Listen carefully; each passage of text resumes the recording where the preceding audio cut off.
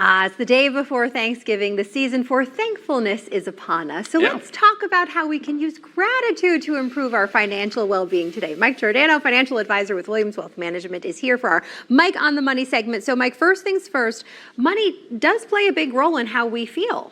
It really does, and unfortunately, we're creatures of we're always seeing the negative things, sometimes the problems in our lives, and money can create a lot of problems, and certainly in the last couple of years, we've seen a lot of problems. We've had a lot of high inflation, even though it's backed off a little bit, it's still high.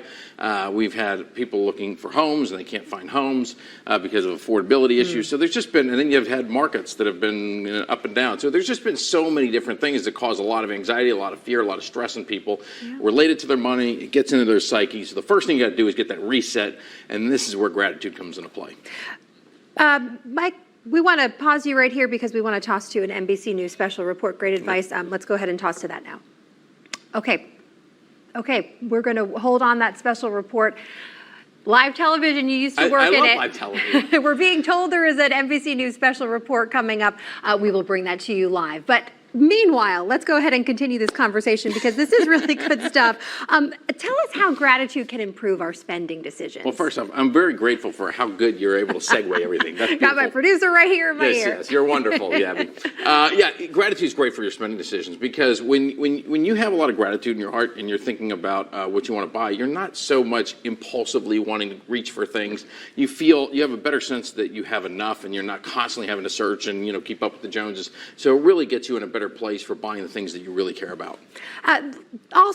Also, is it safe to assume then that gratitude can also improve our investment decisions? Yeah, and this plays off of all the spending decisions. I mean, if you've got yourself in a place where you feel like you don't make a bunch of those impulsive spending decisions, you don't need to spend as much money, you feel like, gratitude is all about having an appreciation for what you already have, then maybe you don't need to drive your investments so fast. You don't need to take on so much risk. You don't need to save as much as you might need to think you save. And so it can create a lot less stress. It gives you a more calm feeling knowing I can achieve my goals in a much simpler fashion than I thought before.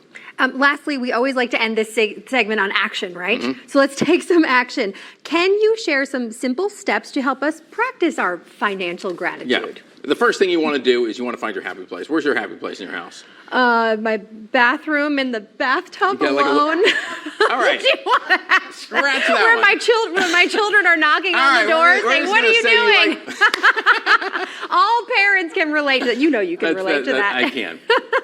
All right, we'll just say you have like a little nook in your living room. Okay, let's just keep things simple.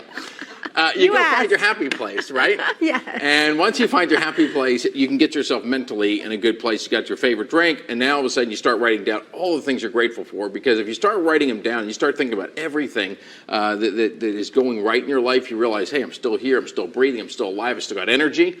Once you get all that in place, now all of a sudden you can tackle those 3 or 4 really big things that you want to achieve. Those problems in your financial life that you want to solve, and it becomes a little more balanced when you see all the positives that are happening in your life with the contrasted with those few negatives. Great advice as always.